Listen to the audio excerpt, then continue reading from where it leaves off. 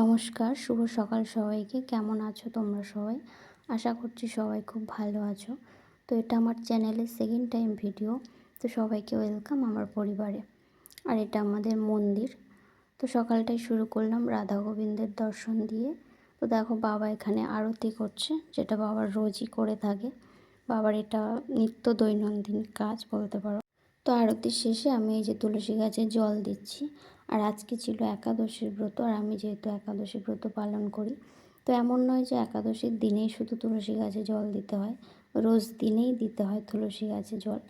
আর বাড়িতে বাবা মা আমি তিনজনই একাদশীর ব্রত পালন করি।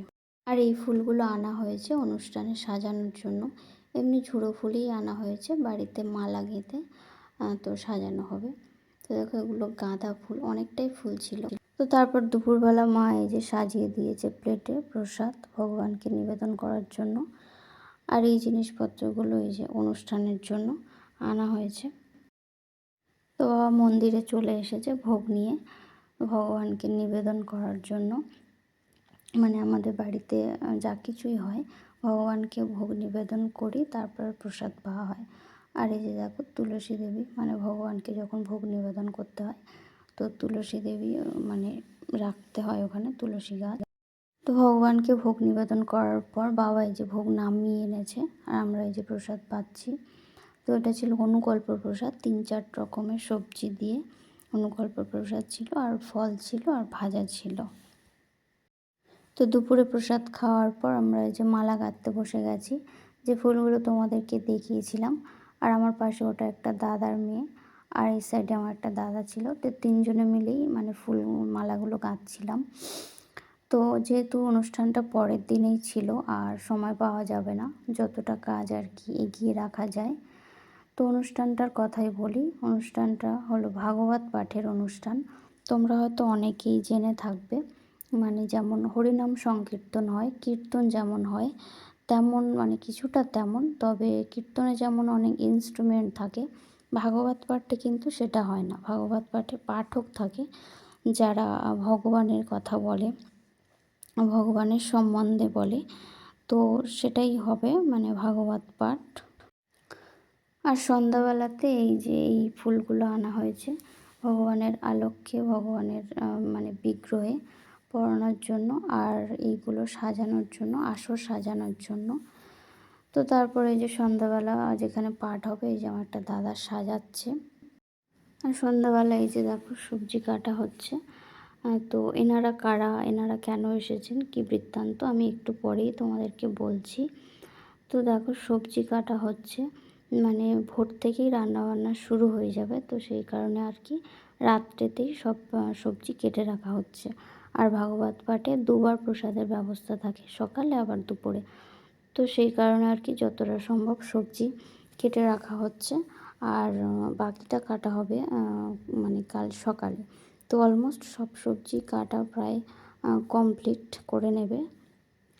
আর এই যে দেখো এখানে কপি কাটা হয়েছে, আর এইগুলো বাকি রয়েছে। তো তারপরে এই যে আমি মন্দিরে চলে এসেছি মন্দিরটা সাজানোর জন্য। আর সন্ধ্যা আরতির পরেই আমি মন্দিরটা সাজাতে শুরু করেছি। হ্যাঁ, কিছুটা মানে সাজানো হয়ে গেছে, তারপর থেকেই ভিডিওটা শুরু করেছি।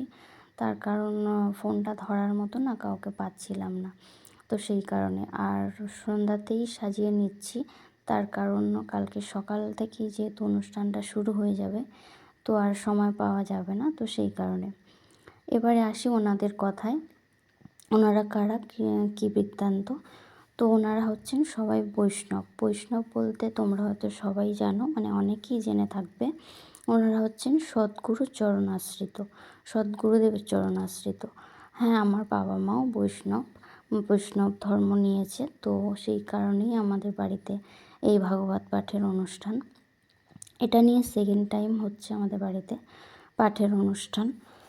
তো প্রথম বছর বাবা মা যখন দীক্ষিত হয়, তো সেই বছর পাঠ দেওয়া হয়েছিল মঠ থেকে, মহারাজ এসেছিলেন। তো ওনারা সবাই গৌড়ীয় মঠের দীক্ষিত, যেটা বাগবাজারে রয়েছে, কলকাতা বাগবাজার।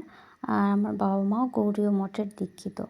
তো দেখো কথা বলতে বলতে আমার মানে সাজানো কিছুটা কমপ্লিট হয়ে গেছে। তো ওনাদেরকে আসতে বলা হয়েছিল, পরের দিনেই যেহেতু অনুষ্ঠানটা, আর ওনারাই সব কিছু করবেন, রান্না থেকে শুরু করে পরিবেশন থেকে শুরু করে। তো সেই জন্যই ওনারা এসেছিলেন রাত্রে। আর যারা দীক্ষিত নয় তো তারা তো কিছু করতে পারবে না। তো তারপরে যে বাবা রাতের ভোগ নিয়ে চলে এসেছে মন্দিরে ভগবানকে নিবেদন করার জন্য। আর সাজানোটা এখনও কমপ্লিট হয়নি। তো বাবা বলল যে অনেকটাই রাত হয়ে গেছে, পরের দিনেই কমপ্লিট করে নিতে, যেহেতু ওনারা ভোরবেলায় উঠবেন আর ভোর থেকেই মানে রান্নাবান্না শুরু হয়ে যাবে। তো সেই কারণে যে দেখো বাবা ভোগে তুলসী পাতা অর্পণ করছে। আর আজকে একাদশী ছিল, তো সেই কারণে ফল প্রসাদ ছিল আর আলু বাদাম সিদ্ধ আর শশা ছিল, আর সাইডে ওটা একটু মিষ্টি ছিল। তো তারপর বাবা এই যে ভোগ নামিয়ে এনেছে আর আমরা সবাই একসাথে প্রসাদ পাচ্ছি। তো ভিডিওটা কেমন লাগলো জানিও, একটা করে কমেন্ট সবাই করে যেও। আসলে প্রথম ভিডিও বানাচ্ছি, তো অনেক ভুল ত্রুটি হয়তো হয়ে থাকবে। তো সবাই ভালো থেকো।